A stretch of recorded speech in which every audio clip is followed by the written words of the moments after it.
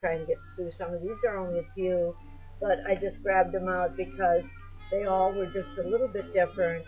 But you can see that using 8.5 by 11, and if you do turn them into songs, you can easily put the music score in there.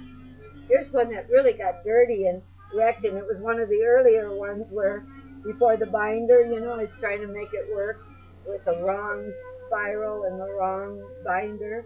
But that's a very early one called Vicky and Venture. And then here's one that, this is a workbook.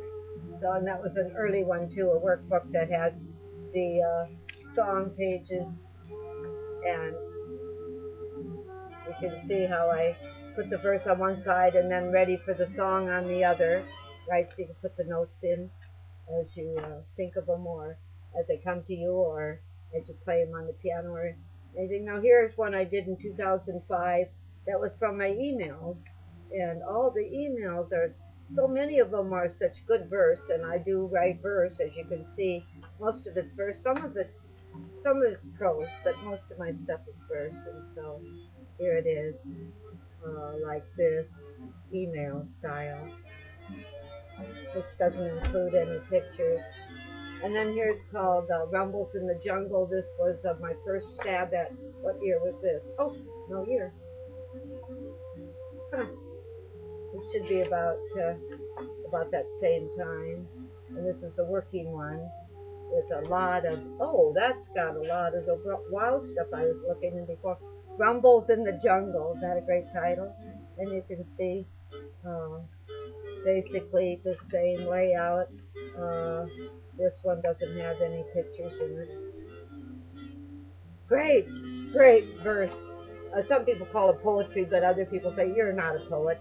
Poet doesn't rhyme, nor does it have any rhythm, really. And so mine's verse, right? There's one I wrote to a kid who, my birthday buddy, right? And so I got him with the pictures of his family. I just went around and took the pictures, and then I laid them out on the table until they made a story, and then I wrote the verse to go with the story.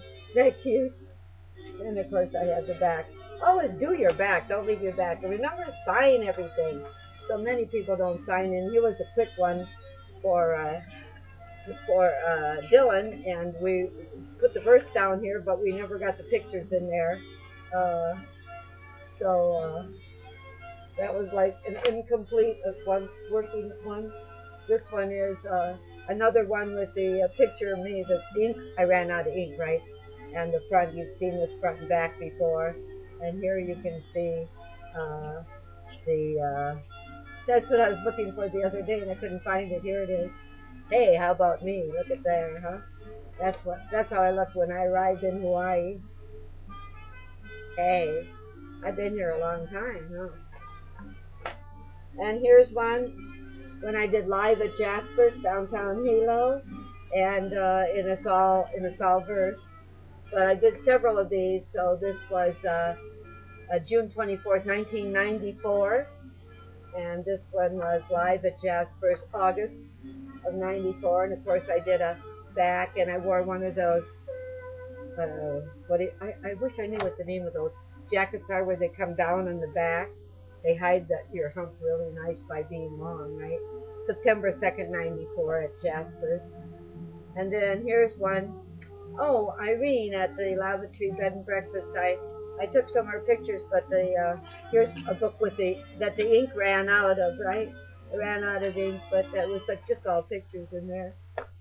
And then, oh, this goes back to living on a boat.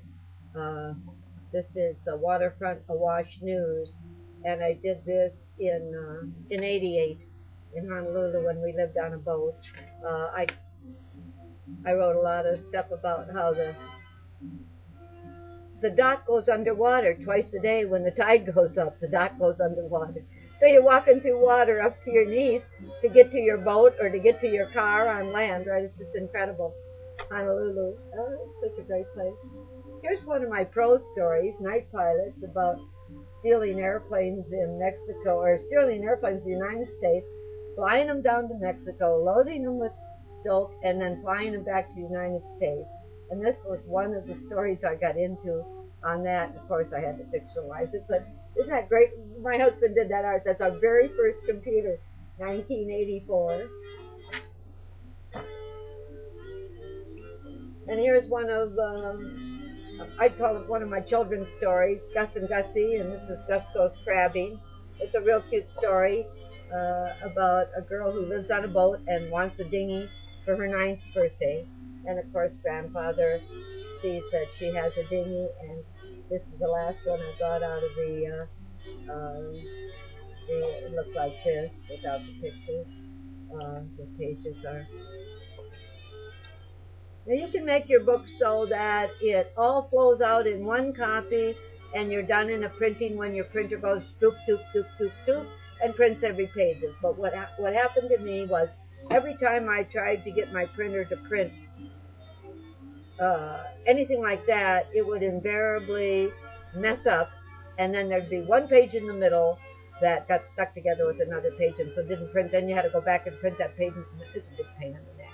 So I just do it one page at a time, print them up, and put them together. And now we're at 12 minutes already, and I'm in trouble one more time for talking too much. But then that's my middle name, talking too much, right?